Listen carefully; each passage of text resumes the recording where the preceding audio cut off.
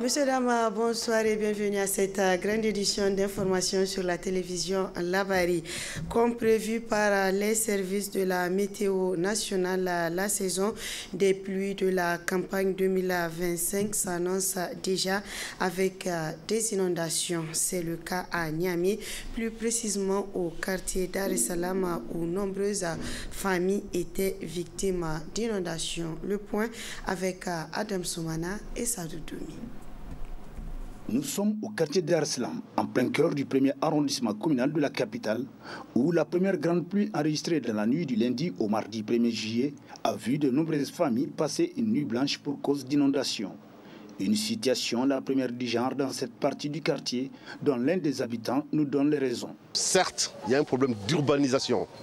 Nous sommes d'accord. C'est des nouveaux quartiers, c'est des anciens quartiers, donc l'urbanisation fait défaut. Ok. On le concède parce qu'on est des citoyens, on est d'accord sur ça. Mais qu'un citoyen lambda provoque une inondation de ce genre face à ses voisins, c'est un crime. C'est un crime. Il faut le dire parce que c'est nous qui l'avons vécu ce problème-là. Moi je suis ici, ça fait quoi? Ça fait plus de 30 ans. J'ai jamais eu ce genre d'inondation. Y compris nos voisins qui peuvent en témoigner. Mais le monsieur, il vient tout bonnement. Alors, il vous irrigue un bâtard d'eau. Monsieur, il est bien. Monsieur vient encore. Il vous irrigue des digues pour se protéger et inonder les autres. Un bon citoyen, quand aujourd'hui, moi, je veux mettre, par exemple, creuser un trou sur la voie publique, l'autorité, c'est qui? C'est l'autorité communale à qui je m'adresse, qui me donne l'autorisation d'exécuter ou de réaliser le projet que je veux faire sur la voie publique. Nous, ça va, je peux dire, c'est des maisons construites avec du matériel définitif. Mais là, vous avez des familles, je vous l'assure, vous allez voir de visure vous-même. Ces familles-là n'ont pas fermé l'œil avec des bébés, des nourrissons. Nous, on les a invités à venir à la maison chez nous, c'est impossible. Vous allez voir, des vivres qu'ils ont achetés ont été détruits. Leurs biens, rien n'est récupérable. Alors que ça fait longtemps, on n'a jamais eu ce problème-là. Ainsi, un bon citoyen soucié du bien-être de la communauté, le sieur Moustapha Hima s'est adressé à qui de droit pour pallier ce problème. J'ai rencontré avec bienveillance la colonelle, la maire de la commune 1, qui nous a d'ailleurs bien accueillis, avec son secrétaire général, qui nous ont écoutés avec les images à l'appui, pour leur montrer un peu la catastrophe sur une voie publique. Naufrage réalisé par un citoyen. Ils ont dit ok, donc on a pris le directeur de service technique avec lequel je suis venu ici. Il a constaté, il a fait son constat, on l'a mis dans les chambres, il a fait le constat. Avec lui, nous sommes rendus chez le monsieur. On attend jusque là la réponse de la commune 1, des autorités, face à ce monsieur-là. Parce que sinon s'il y a une deuxième pluie, franchement, ça ne serait pas beau à voir. D'ores et déjà, l'auteur de la construction de cette digue a donné l'assurance qu'il mettra tous les moyens pour la casser afin d'éviter pareille situation à l'avenir. Quoi qu'il en soit, il urge que la municipalité s'implique davantage dans la quête d'une solution à cet épineux problème. Débuté le dimanche 29 juin dernier, la première session du Conseil consultatif de la refondation se poursuit à l'hémicycle de l'Assemblée nationale. Dans la journée de ce 1er juillet 2025, les conseillers se sont penchés sur le règlement intérieur de leur institution. Le résumé avec Adam Soumana et Sadou Doumi. Ils sont quasiment tous présents à cette plénière. Ce sont les 194 conseillers de la refondation qui se retrouvent à l'hémicycle de la représentation nationale pour leur première session en vue de débattre des points inscrits à l'ordre du jour. En marge à des échanges fructueux, quelques conseillers nous parlent de l'ordre du jour de cette journée et son importance. Nous nous sommes retrouvés ici dans l'enceinte de l'Assemblée nationale pour tenir notre session principalement sur le règlement intérieur. Il y a beaucoup de propositions, il y a beaucoup de propositions d'amendements qui ont été faites pour parfaire le travail qui a été déjà fait. Et il faut dire merci au demeurant, au comité technique qui a déjà travaillé en amont sur les textes du règlement intérieur. Nous pensons que d'ici le 12 juillet, selon le programme, nous allons pouvoir boucler, en tout cas examiner complètement et adopter un règlement intérieur. Parce que vous savez, le règlement intérieur, c'est un outil important, cardinal, n'est-ce pas, pour permettre le fonctionnement normal de l'institution, ce qui est important. Occasion également de prodiguer des sages conseils à leurs homologues, tout en soulignant la pertinence de leur mission. Il faut que les décisions, les discussions, les communications que nos collègues conseillers, honorables conseillers doivent faire ici, soient des communications rationnelles, des communications objectives.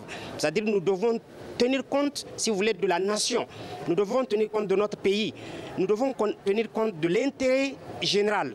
Parce que vous savez, l'intérêt général, c'est l'intérêt de tous. L'intérêt national est un intérêt vital. Et l'ensemble des honorables conseillers doivent tenir compte de ça.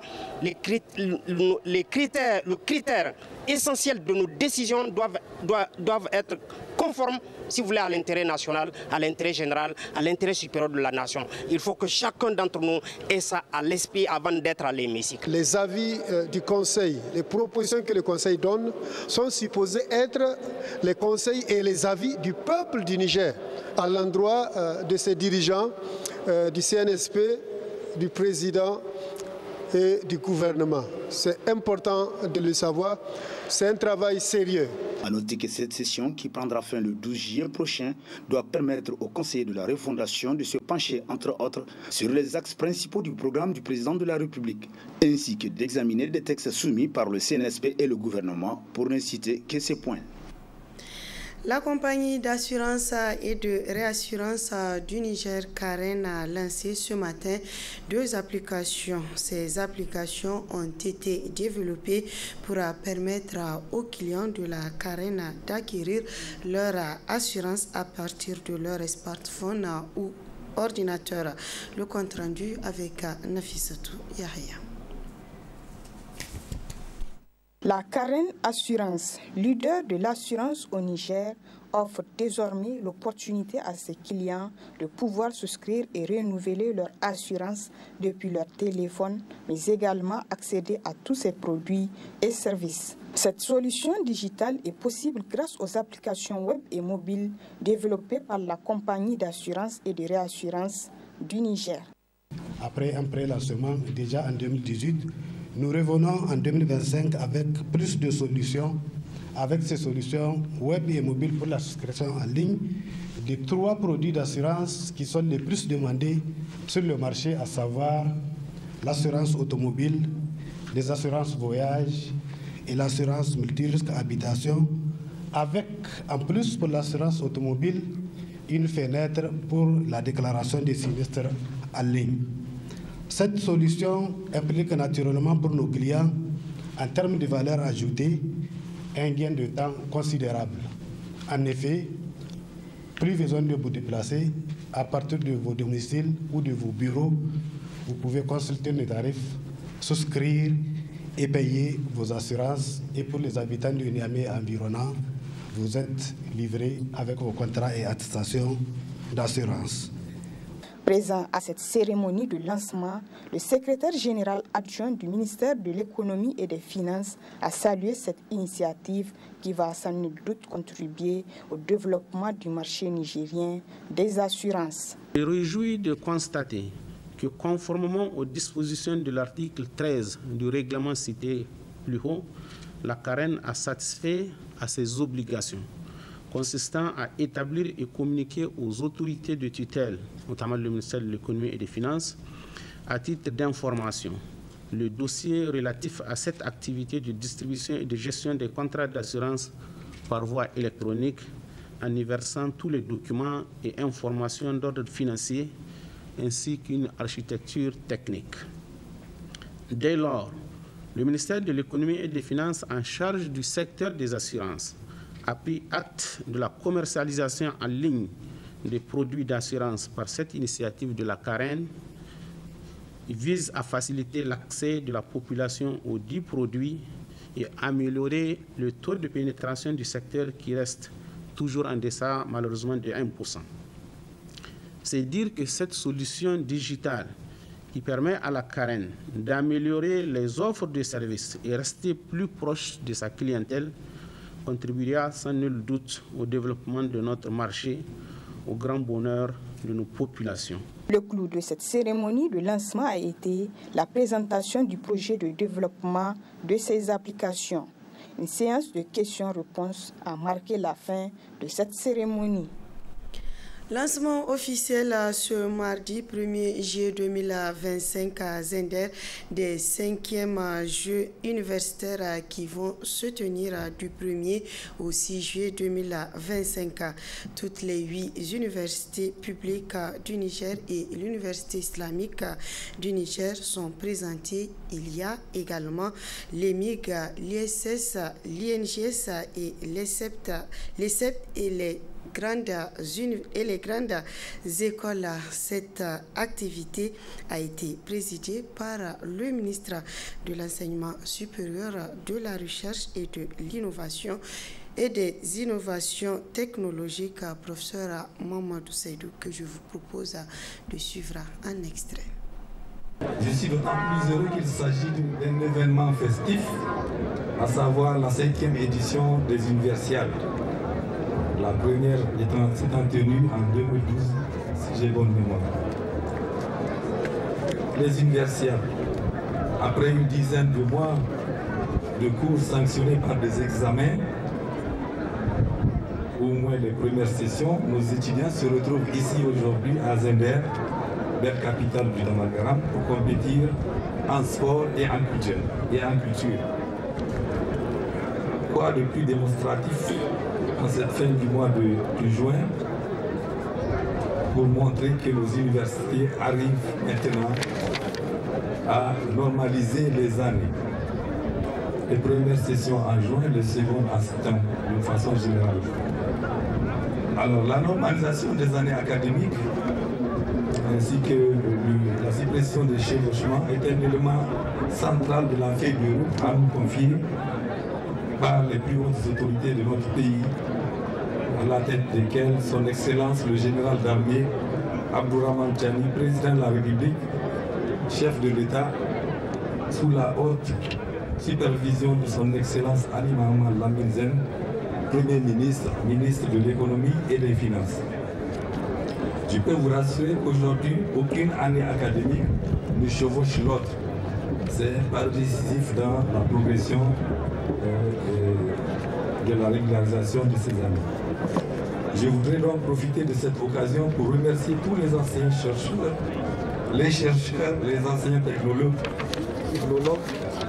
le personnel administratif et technique et tous les étudiants pour les efforts consentis.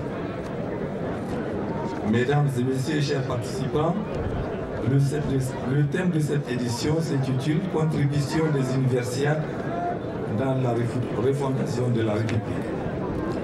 Ce regroupement est une opportunité pour nous de rencontrer de nouveaux camarades, de tisser ou de consolider des liens d'amitié et d'échanger entre vous et d'enrichir vos relations. Ce cadre logique d'expression sportive, artistique et culturelle vous permettra surtout de faire valoir vos talents, tous vos talents.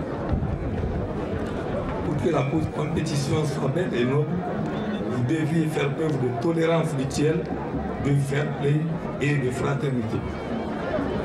Vous êtes tous des enfants d'un même pays, engagés dans sa refondation, c'est-à-dire un retour vers des valeurs nobles, ancestrales. À la fin de cette compétition, il n'y a qu'un seul vainqueur, le Niger éternel, pleinement inscrit dans l'AES, l'Alliance des États du Sahel. En marge des Jeux universitaires, le ministre de l'Enseignement supérieur, de la Recherche et de l'Innovation technologique a présidé la conférence des recteurs des universités publiques du Niger. Au centre des discussions, faire le point sur la situation académique de l'année 2024-2025 et parler des perspectives de l'année 2025-2026. La conférence s'est tenue à l'université André Salifou de Zender dans l'après-midi de ce mardi. Le compte-rendu est signé Hassan Saleh Mustafa.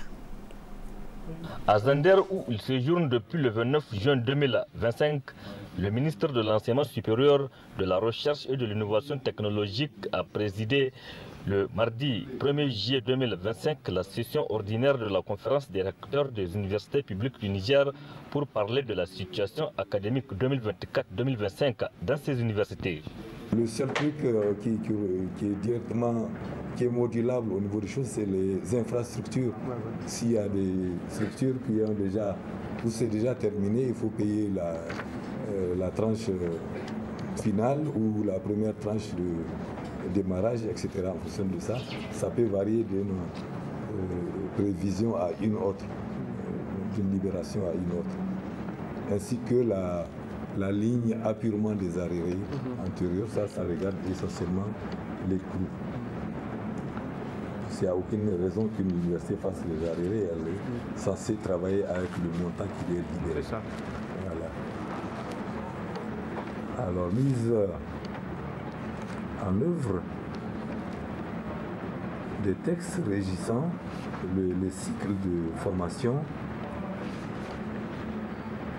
en licence et master. Voilà, ça c'est un point très important. Vous devez appliquer les textes de la même façon d'une université. C'est pour ça que ça génère des problèmes inutilement. Le cas d'Ottawa est très éloquent en ce sens. Si c'est pas... Alors, le 5e point, mise en œuvre des arrêtés portant organisation des élections dans les UPR. Le ministre de l'Enseignement supérieur, de la Recherche et de l'Innovation technologique a également rappelé aux recteurs des universités publiques la nécessité d'uniformiser les tâches des enseignants-chercheurs. J'ai posé le problème de l'uniformisation des tâches. On doit avoir des tâches uniques. Quand vous prenez les tâches de l'université Abdou Mouni, vous prenez les tâches de Zender, c'est l'université Abdou Mouni, vous passez ça comme ça dans un four, vous laissez quelques minutes, ça devient l'université de Zender. Donc, bon, là, il y a des discordances faites comme le Burkina, comme beaucoup de pays. Ils ont harmonisé cette session ordinaire de la conférence des recteurs des universités publiques a été élargie aux directeurs régionaux des centres des œuvres universitaires au cours des 8 régions du Niger. Voilà, ainsi donc se referme cette édition. Monsieur Dama, merci à vous de l'avoir suivi et restez en compagnie des programmes de la télévision La Presse.